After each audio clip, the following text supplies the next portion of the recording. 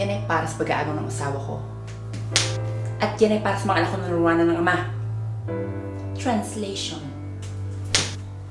That's for stealing my husband. And that's for my children who lost a father. Pues. I don't even know what pues means. Kasalanan ko ba't ako'y pinili ng asawa mo at hindi ikaw? Walang iya ka?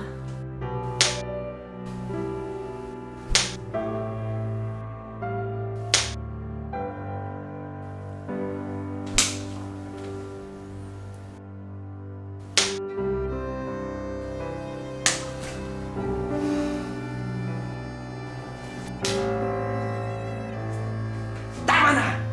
Nakakaya kayo! Nakita niyo ba umiiyak na si John G?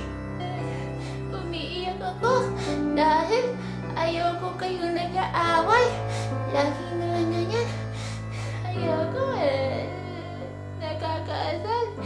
Kasi naman, naku, hindi naman maganda yan para sa bata.